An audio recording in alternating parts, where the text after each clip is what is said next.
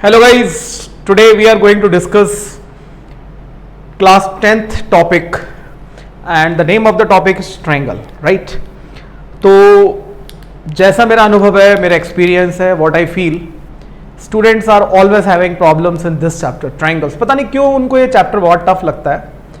तो chapter tough क्या, generally बच्चे ज्योमेट्री से दूर भागते हैं क्योंकि ज्योमेट्री का जो कॉन्सेप्ट है उन लोगों को छोटी क्लासेस में ठीक से समझाया नहीं जाता और बच्चे ज्योमेट्री को लर्न करने की कोशिश करते हैं, लेकिन ये लर्न करने का सब्जेक्ट है ही नहीं. तो ज्योमेट्री आपका जितना स्ट्रांग होगा, ये मान के चलिए, मेरा ही अपना पर्सनल ओपिनियन है, उतनी आपकी थिंकिंग स्किल डेवलप होगी क्योंकि वहाँ आपको सोचना पड़ता है. क्योंकि 9th क्लास की अगर ज्योमेट्री आपकी स्ट्रांग है तो 10th में आपको मज़ा आने वाला है और बहुत सारी चीज़ें आपकी स्ट्रांग हो जाएंगी. तो आज हम ट्रायंगल्स के चैप्टर की शुरुआत कर रहे हैं अपने इस वीडियो से और आज हमारा ये ज्योमेट्री को लेकर 10th क्लास के लिए पहला लेक्चर है. और इस चैप्टर में मैं आपसे 10th क्लास के सबसे आसान टॉपिक थेल्स थ्योरम के बारे में डिस्कस करने जा रहा हूँ, राइट? तो थेल्स थ्योरम को हम एक और नाम से जानेंगे, बेसिक प्रोपोर्शनैलिटी थ्योरम. तो यहाँ हमारे पास 10th क्लास में 4-5 थ्योरम है. एक थेल्स है, एक कन्वर्स ऑफ थेल्स है, एक एरियाज थ्योरम है, एक पाइथागोरस थ्योरम है और एक कन्वर्स ऑफ पाइथागोरस थ्योरम है. तो राइट, तो सबसे पहले मैं आप लोगों से आज डिस्कस करने जा रहा हूँ थेल्स थ्योरम के बारे में, जो कि बोर्ड पर लिखी हुई है, आप इसको देख लें और बहुत आराम से समझाऊंगा और इस पर बेस्ड मैं आप लोगों को कुछ क्वेश्चंस कराऊंगा. और इस वीडियो को देखने के बाद आप सभी से एक रिक्वेस्ट कर रहा हूँ कि आप, जैसा कि मैंने आप लोगों को बोला हुआ है, concept is greater than solution, तो आप सबसे पहले इस वीडियो के कॉन्सेप्ट्स को देखें और एनसीईआरटी टेक्स्ट बुक से या कोई भी रिफ्रेशर हो वहाँ से क्वेश्चंस को अटेम्प्ट करें. तो देखिए, थ्योरम को मैंने बोर्ड पे लिखा हुआ है और थ्योरम है आपकी थेल्स थ्योरम, या इसको हम दूसरे नाम से जानते हैं बेसिक प्रोपोर्शनैलिटी थ्योरम, और we can say BPT, right?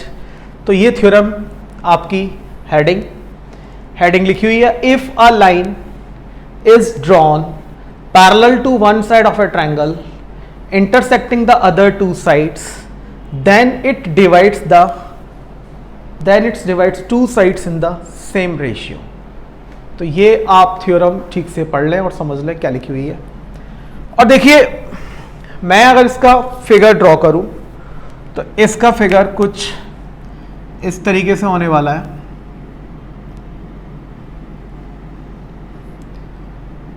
तो थ्योरम को समझें और एक बार देखने के बाद थ्योरम को अपने आप प्रूफ करने की कोशिश जरूर करें. तो ये एक ट्रायंगल ABC, ठीक, जिसमें आपका उन्होंने बोला if a line is drawn parallel to one side, तो इस साइड के पैरेलल मैं एक लाइन ड्रॉ कर रहा हूं.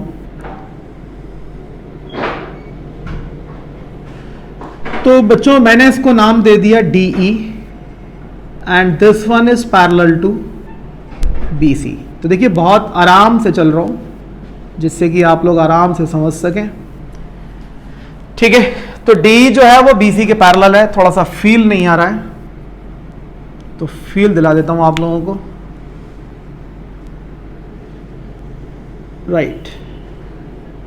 फील के लिए अभी आप लोगों को एक वीडियो डालूंगा, वो देखिएगा, वहां से फील आएगा, ठीक है? तो फील आना बहुत ज़रूरी है लाइफ के अंदर. तो यहाँ ये D जो है वो BC के पैरेलल है. If a line is drawn parallel to one side of a triangle intersecting the other two sides, then it divides the two sides in the same ratio. तो आपको गिवन वगैरह जो भी है वो यहाँ आप लोग खुद से लिख लें. I am not going to write. Given में मालूम पड़ गया होगा, in triangle ABC D is parallel to BC, right? फिर आपको जो प्रूफ करना है, हमारा मुद्दा सिर्फ ये है, और हमें प्रूफ क्या करना है? हमें प्रूफ करना है AD upon DV is equals to AE upon EC. ये हमको प्रूफ करना है, राइट? ये गिवन क्या है लिखे देता हूँ, चलिए आप ये भी कष्ट मत करिएगा. D पैरेलल टू BC, ठीक? अब अगली स्टेप क्या? ज्योमेट्री की बात कर रहे हैं तो बिना कंस्ट्रक्शन के तो ज्योमेट्री में खिसकना ही नहीं होता. तो कंस्ट्रक्शन, क्योंकि we are going to prove theorem and theorem needs construction, तो हमें प्रूव करना है. उसके लिए हमने इसमें कंस्ट्रक्शन की रिक्वायरमेंट है. कंस्ट्रक्शन की रिक्वायरमेंट के लिए मैंने क्या किया, मैंने डी को सी से ज्वाइन कराया, देखिए ध्यान से, बी को ई से ज्वाइन कराया, ठीक, डी को सी से, बी को, अरे यार सीधी लाइन नहीं आ रही है, बी को ई से ज्वाइन करा दिया, ठीक है। देन देयर आफ्टर हमने डी से एक परपेंडिकुलर ड्रॉप किया, इसको नाम दे दिया हमने एम, और ई से एक परपेंडिकुलर ड्रॉप किया और इसको नाम दे दिया हमने एन, ठीक है बच्चों। तो ये कंस्ट्रक्शन आप लिख लेना, we join D to C and B to E and we draw perpendicular D M on A E and E N और ए डी। यहाँ तक सभी बच्चों को क्लियर हो गया होगा कि मैं क्या लिखना चाह रहा हूँ। अभी कंस्ट्रक्शन के बाद जो हमारी नेक्स्ट स्टेप आती है दैट इज द प्रूफ, कि हमें प्रूफ कैसे करना है। जब एग्जाम में थ्योरम आएगी तो आपको given, to proof, construction proof सभी लिखना पड़ेगा। तो प्रूफ में हमने क्या किया, थ्योरम है तो थ्योरम का मतलब सीधी सी बात एक चीज़ है, आप ये समझ लें कि थ्योरम तो आपको रटनी पड़ेगी, इसमें और कोई ऑप्शन ही नहीं है आपके पास। ज्योमेट्री के अंदर हम थ्योरम की बात करें तो थ्योरम का मतलब आपको रटना ही रटना है, ये कंफर्म है, रट लीजिएगा इसको। बाद बाकी जो थ्योरम की एप्लीकेशन है वो कैसे यूज करेंगे वो उसके बाद हम एग्जाम्पल्स में देखेंगे। तो यहाँ प्रूफ की बात जब आई तो देखिए प्रूफ में हमने क्या किया, हमने पहले निकाला area of triangle A D ई, देखिए ध्यान से।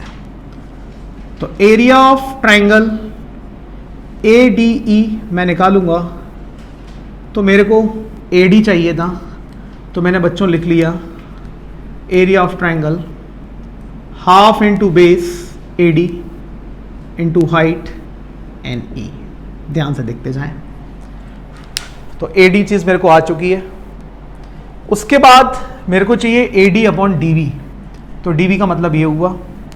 Now I am going to calculate area of triangle, of को हटा देता हूँ, area of triangle B D E. यहाँ बच्चों को कन्फ्यूज़न, सर बी डी के लिए हाइट ये कैसे हो गई, तो वो आपको सोचना पड़ेगा थोड़ा सा। मैंने लिख दिया इसको डी वी अपॉन हाइट, क्योंकि हाइट परपेंडिकुलर ही होगी, ऑब्ट्यूज ट्रायंगल बन रहा है, तो हाइट वापस से कितनी हो गई एन ई। तो ये हमारे पास पहली इक्वेशन और ये हमारे पास दूसरी इक्वेशन, दो इक्वेशन आ चुकी हैं। हमने किया क्या, फर्स्ट को सेकंड से डिवाइड किया। तो यहाँ आप देखें, मैं इसको ऐसे लिख लेता हूँ, area of triangle A D E over area of triangle B D E.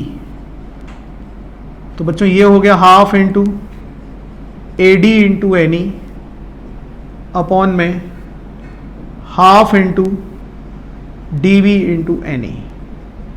तो देखिए इसके बाद मेरे को ज़्यादा समझाने की ज़रूरत नहीं है, आप सभी को एक चीज़ समझ में आ गई होगी कि यहाँ से रिज़ल्ट आया ए डी ई अपॉन में कितना, area of triangle B D E is equals to what I get A D upon D V. This is the equation number 3। तो यहाँ तक आपको जो स्टेप मैंने लिखी है वो क्लियर।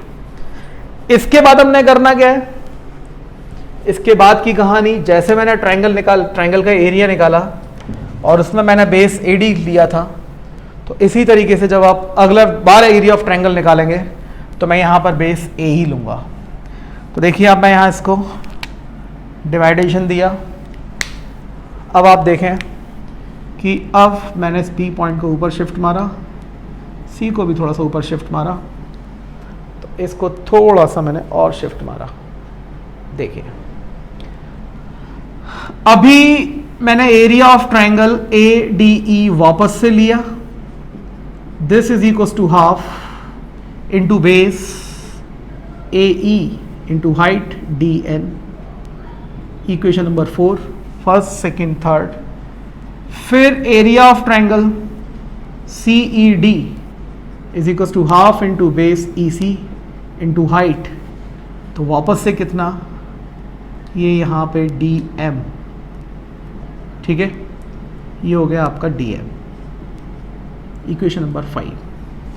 तो अगेन 4 डिवाइडेड बाई 5, तो यहाँ आप लोग समझ रहे होंगे, मैं डायरेक्ट लिख रहा हूँ एक step, A D E over area of triangle C E D, और बच्चों ये हाफ से हाफ कटा, डी एम से डी एम कटा, A E upon E C.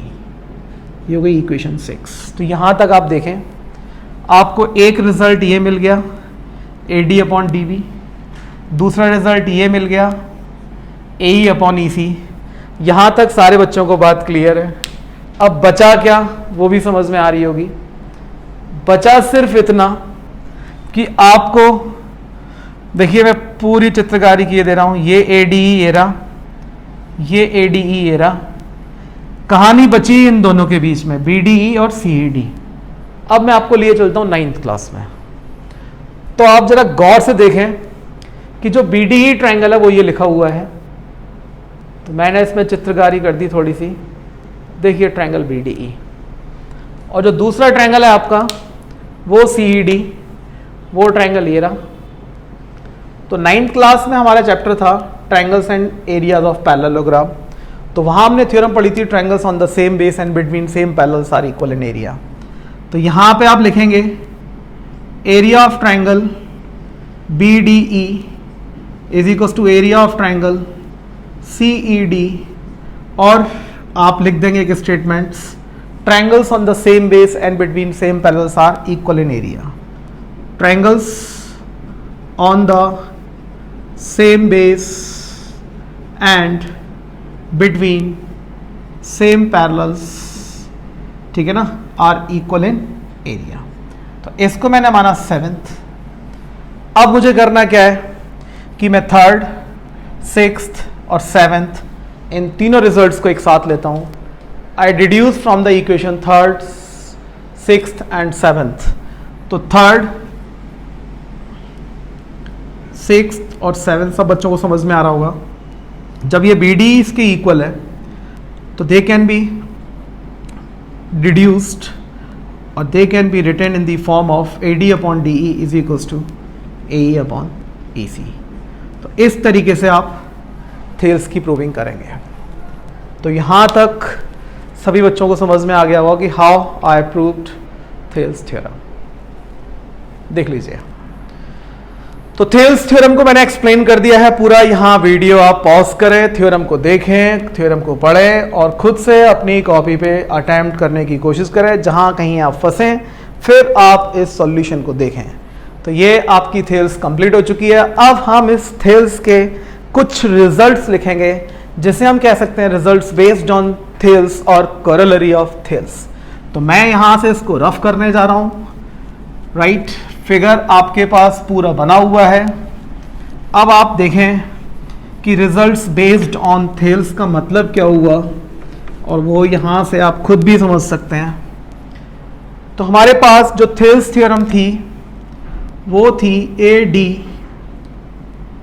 Upon DB, ये यहाँ से 1 हटाइए, equals to AE upon EC। Right, तो इसको हम रेसिप्रोकल कर सकते हैं and it will become DB upon AD is equals to EC upon AE। Right बच्चों, तो ये हमारा दो रिजल्ट्स, मेन रिजल्ट्स तो ये था ही, ये उसका रेसिप्रोकल हो गया। थर्ड रिजल्ट है हमारा AD upon AB is equals to AE upon AC। देखिए ये यहां तक सभी को समझ में आ गया होगा। ठीक, ये थेल्स से डिड्यूस किया हमने। अब कैसे डिड्यूस किया वो देखें आप। हमारे पास जो थेल्स थी वो AD अपॉन DB बराबर AE अपॉन EC था। हमने किया क्या, एडिंग 1 टू बोथ साइड्स, 1 इधर ऐड 1 इधर add. A great mathematician, Euclid geometry के अकॉर्डिंग उन्होंने बोला था if equals are added to equals then whole are equal. Equality पे कोई फर्क नहीं पड़ना। अभी मैं इसका एलसीएम लेता हूं तो आई will gate AD plus DB upon DB and AE plus EC upon EC। अब आप यहां से देखें तो ये हो गया हमारे पास AD प्लस DB। तो what I will get, I will get AB upon D B is equal to A E plus E C, what I will get A C upon E C. तो ये result मैंने दूसरा result obtain कर दिया, कोई दिक्कत नहीं है, वो भी मैं इसको लिख देता हूं। पहले आप इस रिजल्ट को देख लें कि ये A D upon D B is equal to A E upon E C है। तो मैं इसको यहां से रेसिप्रोकल करके ये लिख सकता हूं, ठीक है। अगला रिजल्ट मैं आपको ये बताने जा रहा था, इससे मैंने ये प्रूफ कर दिया, लेकिन ये भी एक रिजल्ट है आपके पास। देखिए फिफ्थ, यहां A D upon A B लिखा था, अभी हम क्या लिखेंगे, D B upon A B is equal to E C upon A C. और नेक्स्ट जो रिजल्ट है आपका सिक्स्थ, इसका reciprocal A B upon D B is equal to A C upon E C. तो ये मैंने आप लोगों को प्रूफ करके दिखा दिया है, इसके बारे में आपसे बात कर रहा हूँ। तो ये कॉरोलरी पर बेस्ड रिजल्ट्स है आपके, ठीक है। तो यहाँ इसको समझ लें, मेन रिजल्ट ये, इसका रेसिप्रोकल किया, फिर ये रिजल्ट, फिर ये रिजल्ट। ये रिजल्ट कैसे आया वो मैंने आपको ये करके दिखा दिया। Now I am going to solve this one, ठीक। तो कभी कभी एग्जाम्स में थेल्स के साथ कॉरोलरी ऑफ थेल्स पर बेस्ड जो रिजल्ट्स हैं, तो ये रिजल्ट तो हो ही गया, इसकी हम बात कर रहे थे। इसको प्रूफ करना है हम लोगों को, थेल्स को यूज करना है। तो देखिए A D upon D V is equal to A E upon E C, उसका रेसिप्रोकल मैंने ये ले लिया। अगर मैं इसमें दोनों तरफ 1 प्लस करा देता हूं तो ये कितना हुआ, D V plus A D upon D B, और यहां हुआ ए E plus E C upon E सी।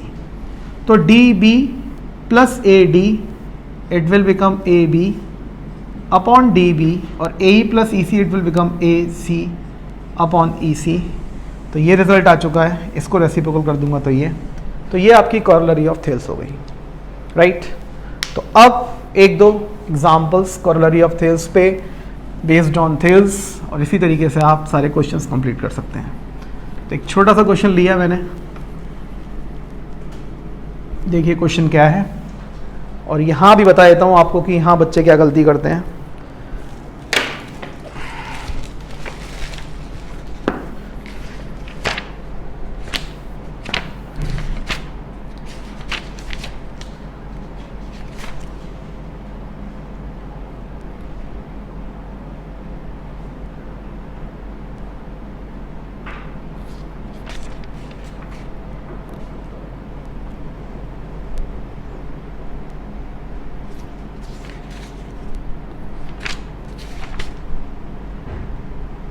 देखिए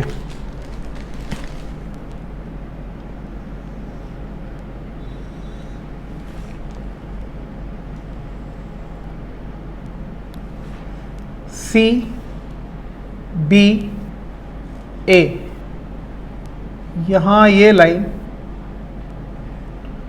ई और C D, this one is parallel to this one, और आपको गिवन क्या क्या है वो मैं यहाँ लिख देता हूँ। A D is equals to X, D B is equals to X minus two, A E is equals to X plus two, and E C is equals to X minus one. तो find the value of X. देखें A D पता है, D we पता है, ए ही पता है, ई सी पता है, सभी को मालूम है बाय यूजिंग थेल्स। तो हमने यहां से क्या लिखा है इसको, A D upon D V is equals to A E upon E C. यहां से ए डी की वैल्यू एक्स, डी वी की value X minus two, A E की वैल्यू एक्स प्लस टू, और ई सी की value X minus one. Cross multiply कराया, ये हुआ, ये x माइनस टू और x प्लस टू। तो यहाँ मैंने इसको मल्टीप्लाई कराया, ये एक्स स्क्वायर माइनस एक्स, और यहाँ से एक्स स्क्वायर माइनस 4, ये दोनों वैल्यू कैंसिल, तो x is equals to 4, right. तो ये एग्जाम्पल मैंने आपको एक्सप्लेन कर दिया है। तो इसी तरीके से जब आप क्वेश्चन सॉल्व करेंगे तो यहाँ पे कुछ केसेस ऐसे आएंगे जहाँ पर x आपकी क्वाड्रेटिक की फॉर्म में हो गई। तो राइट, वहाँ जब क्वाड्रेटिक की फॉर्म में होगी तो आपको मालूम है कि x की 2 वैल्यू पॉसिबल हैं। तो जो 2 वैल्यू आपको ऑब्टेन होंगी तो वहाँ आप चेक कर लीजिएगा, क्योंकि यहाँ पे आपको ये मेजरमेंट दे रखी है, these are the line segment. तो आप ऐसा ना करें जल्दबाजी में कि दोनों वैल्यूज़ को आंसर में लिख दें, क्योंकि पॉसिबिलिटीज़ ये हो सकती है कि x की कोई एक वैल्यू इन दोनों में से सेटिस्फाइड करे। तो अगर आप ये वीडियो पूरा देख लेते हैं और आपको क्वेश्चन समझ में आ जाता है और नहीं समझ में आते तो प्लीज़ मुझे कमेंट्स करें, जिससे कि मैं आपके लिए इस टॉपिक पर बेस्ड प्रूविंग के क्वेश्चंस भी ला सकूं। Thank you so much.